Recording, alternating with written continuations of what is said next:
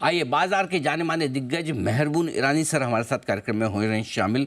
मेहरबून sir, बहुत बहुत स्वागत है आपका, धन्यवाद हमें समय देने के लिए। कई सारे बुल मार्केट आपने देखे हैं, कई सारे कमज़ोर मंदी के बाजार भी आपने देखे हैं, इतना अनुभव आपको है। इस वक्त दो बड़े स्ट्रॉन्ग व्यू बाजार में, एक तरफ लोग जो मानते हैं कि सब कुछ ठीक है, बढ़िया है, फर्स्ट क्लास लाइफ हाई बन रहे हैं और तेज़ी होगी, दूसरी तरफ लोग ये मानते हैं कि बबल है और बड़ी ज़ोर से गिरने वाले, और दोनों का मतलब है ना, कन्विक्शन बहुत स्ट्रॉन्ग है। तो बताएं सर जरा, आपका व्यू क्या है, किस तरफ है? अगर इंडियन मार्केट्स की बात करें अनिल जी, तो मैं कहूँगा कि फेयरली वैल्यूड है। अगर आप मुझे पूछे कि आज कोई 10 करोड़ का चेक बना के देता है कि मुझे long term by and forget का पोर्टफोलियो बनाना है, तो काफ़ी मुश्किल काम है। आई थिंक ये टाइम आ गया है कि you have to actively monitor the portfolio every passing day. तो buy and forget I think थोड़ी सी मुश्किल है। हाँ, ज़रूर आप ले सकते हो, थोड़ा सा डिफेंसिव पोर्टफोलियो ज़रूर ले सकते हो, लेकिन पैसे कमाने का पोर्टफोलियो जो होता है तो it is not a very very easy task. और मैं हमेशा मानते आ रहा हूँ, काफ़ी बार आप और हमने डिस्कस भी किया है कि बाजार 3 फैक्टर के लिए चलता है, एक है फंडामेंटल्स, एक है लिक्विडिटी और एक है सेंटीमेंट। सेंटीमेंट की अगर आप बात करें तो लेट्स बी ऑनेस्ट, आज जब भी लोग पैसा डालते हैं मार्केट में तो थोड़ा सा डर लगने लगा है कि बढ़ गया बाज़ार, वैल्यूएशंस महंगे हैं। तो जो कॉम्प्लेसेंसी जो बाज़ार के लिए ख़राब होती है, वो कॉम्प्लेसेंसी बाज़ार में नहीं है, which is actually a positive factor. दूसरा फैक्टर है फंडामेंटल्स। कहीं पर फंडामेंटल्स थोड़े अभी लैग बिहाइंड करने लगे। शेयर बाज़ार में जो भाव हो गए स्टॉक्स के, उसके अनुसार थोड़े से फंडामेंटल्स पीछे रहते हैं। जो कॉर्पोरेट ग्रोथ आनी चाहिए थी जून क्वार्टर में, वो आई नहीं है। सितंबर में आएगी पता नहीं, क्योंकि वैल्यूएशन जब आना पर लिटिल बिट अहेड। लेकिन जो तीसरा फैक्टर है वो है लिक्विडिटी। इतनी liquidity I think Anil ji आपने हमने किसी ने भी देखी नहीं थी जो अभी हम देख रहे हैं। आई थिंक रिटेल को हम लोग कह रहे थे कि रिटेल ऐसा है जो पहला झटका मार्केट में आएगा, बेच के भाग जाएगा। बिल्कुल उल्टा हो रहा है। आज एफआईआईज अगर आप देखो तो थोड़े से मार्केट इंडिया में थोड़े से अंडर इन्वेस्टेड है। कंसिस्टेंटली बेचते आ रहे थे, थोड़े 5-6 दिन से खरीद रहे, वो बात अलग है। लेकिन ओवरऑल उनकी जो होल्डिंग है इंडियन मार्केट्स में, वो I think at its low है पिछले काफ़ी सालों में। Mutual funds are sitting on nearly 10% cash, और रफली अराउंड उनको 21,500 से 22,500 इक्विटी फ्लो एसआईपी में, सिर्फ इक्विटी फंड्स में एवरी मंथ आता है। Mutual funds are controlling nearly 12% of India's market cap today, and the number of demat accounts अगर आप देखें तो 4 फोल्ड बढ़ गया है पिछले थोड़े सालों में। अभी 16-16.5 करोड़ डीमैट अकाउंट्स हैं। ये जो लिक्विडिटी है आई थिंक ये मार्केट को ऊपर के लेवल में रख रही है। अगर आप मुझे पूछो कि can the markets go further Nifty wise, answer is yes.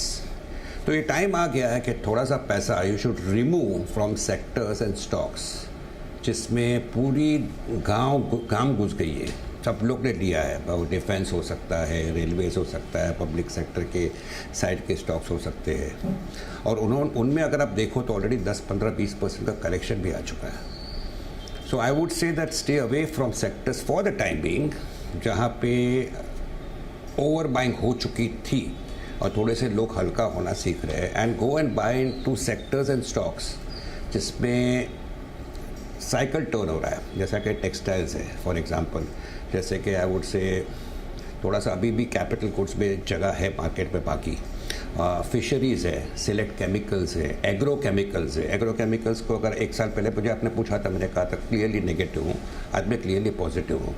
So people to buy in to sectors जहाँ पे पूरी साइकिल नीचे से अभी टर्न हो रही है, और पैसा बनाना काफ़ी टाइम बाकी है, काफ़ी पैसा बनाना बाकी है। So go out of sectors which are rich in valuations and put that money to sectors where the upside has just started.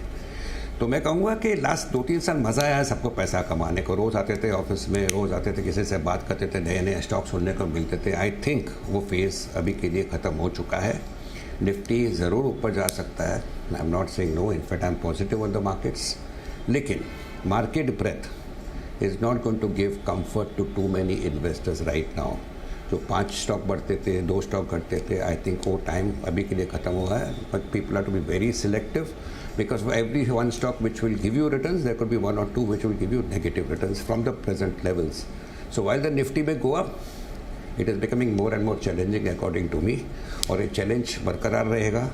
हम शायद हायर लेवल देखोगे, शायद आप 25,500 26,000 भी देखो, मैं नहीं बोलता हूँ, आई am not disputing that, but the portfolio you will find lot of stocks have stopped performing. So ये time है थोड़ा weed out the stocks which are extremely expensive and use that money to buy into stocks where the cycle has just started for them. Sectoral churning, ये पूरी जो बातचीत की है मेहरबून sir ने कि अब आपको वहाँ फोकस करना है, तो मेहरबून सर ज़रा आइडिया दें कि अब किन सेक्टर से बाहर निकलना चाहिए, कहाँ एंट्री करनी चाहिए, अगर कुछ आप कहीं खास फोकस करें तो बताएं सर। मैं कहूँगा लेने में सेक्टर्स जो लेना चाहिए अभी I think is select chemical stocks, fisheries के स्टॉक्स, टेक्सटाइल्स और एग्रो केमिकल्स। अगर आप देखो तो पिछले 1-2-3 साल में ये सारे सेक्टर्स के स्टॉक्स ने कुछ नहीं किया है, लेकिन अभी थोड़ी जान आ रही है। टेक्सटाइल्स देखिए, फिशरीज़ देखिए, एग्रो केमिकल्स देखिए और सिलेक्ट केमिकल्स देखिए। I think even speciality chemicals, I think इसमें 2-3-4 साल की जो मंदी जिसे कहते हैं या जिसमें साइडवेज मूवमेंट कहो या ऊपर से 20-30% जो घटे हुए थे, उसमें कहीं पे बाइंग दिख रही है and there are reasons to believe the cycle is turning in favour of this sectors right now. तो मैं कहूँगा good companies from this 4 sectors clearly should help you make money. एक इंश्योरेंस और एक स्पेस है जो अच्छा लगता है, और यही बात ख़राब लगता है वो मैं नहीं कहूँगा ख़राब लगता है, मैं कहूँगा काफ़ी महंगे हो गए। उसमें एक डिफेंस स्टॉक्स पक्का आता है, PSU स्टॉक्स भी आते हैं।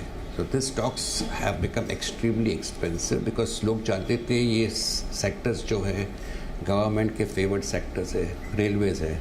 I think all these sectors are seeing, all the stocks in these sectors are seeing a 10, 20, 30% fall from their highs. और ये peak level पे जाना I think will take quite some time. These sectors will do well, but the stocks have run up too sharply, and the only place for them to go is a little bit down. फिर थोड़ा सा buying opportunity आएगा from a trading angle, consolidate होगा, and maybe 1-2 years later we will see them again at their all-time highs. I would say stay away from sectors like defense, PSUs also to some extent, railways, because they have become extremely expensive, and go in for possibly select chemicals, specialty chemicals stocks, fisheries में चाहिए, textiles में चाहिए. I think those are the spaces where people should be now looking for buying opportunities. और sir in case you want to share, अगर आप कोई बताना चाहें आपकी पसंद के शेयर जो आपकी रिसर्च टीम रिकमेंड कर रही है। आई थिंक क्लियर कट खरीद रहा हूँ, कोई इंटेंशन नहीं बेचने का, और एवरी करेक्शन में I will buy into it.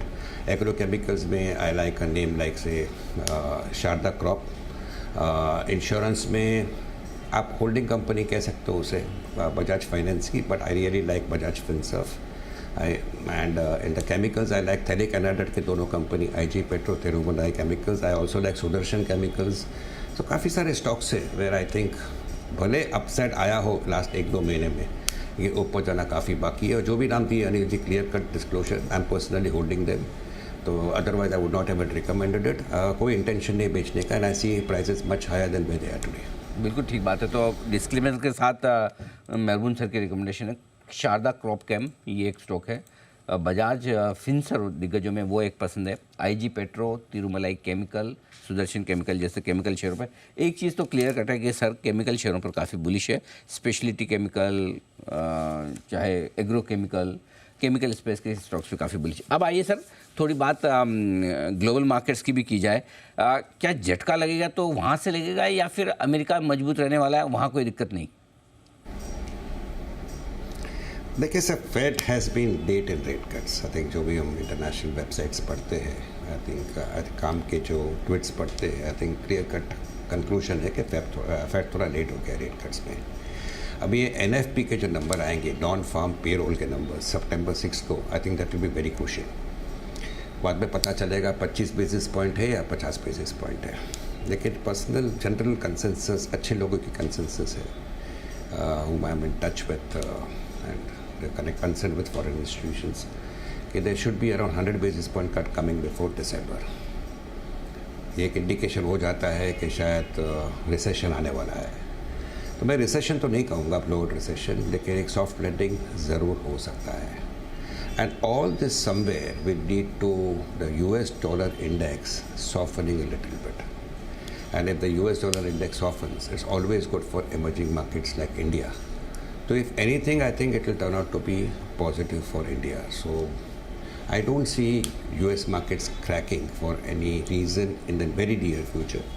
बाद में इलेक्शन आउटकम है तो बहुत सारे इवेंट्स हैं आई थिंक. तो अगर आप मुझे इवेंट्स पूछे तो 3 स्टेट इलेक्शन इंडिया में है अगले 3-4 महीने में. US फेड की मीटिंग होते जाएगी एंड पीपल को स्पेकुलेटिंग कितना रेट कट वहाँ से आएगा. अब बाद में US इलेक्शन है. So I think this is going to be an action packed next 3-4-5 months. थोड़ा फ्लीट फुटर होना जरूरी पड़ेगा. पैसे के जो फ्लो है जो म्यूचुअल फंड्स में आते हैं इक्विटी म्यूचुअल फंड्स वो मार्केट को अफ्लोट रखेगा. 6 से 7% निफ्टी ज़्यादा में ज़्यादा करेक्ट होना चाहिए मेरा पर्सनल व्यू है. लेकिन स्टॉक्स अगर निफ्टी करेक्ट होता है stocks could even fall 10-20-30% from their highs. I am talking of the expensively valued stocks. तो थोड़ा सा प्यार करना छोड़ दीजिए जो स्टॉक्स में आपने काफ़ी पैसा बनाया. अपने आप को पूछिए कि ये लेवल से और कितना बढ़ेगा और कितना घट सकता है. कहीं पर आपको शंका है कि 25-30% घट सकता है बढ़ने में सिर्फ 10% बढ़ेगा और आपको अच्छे पैसे दे चुका है तो थोड़ा सा पैसा निकालना सीखिए from expensively valued stocks in sectors where they are overowned. और वो पैसा आप निकाल के गो इन फॉर सेक्टर्स जहाँ पे कोई देखता नहीं उसको पर कहीं पर आपको लगता है टर्न अराउंड आ रहा है.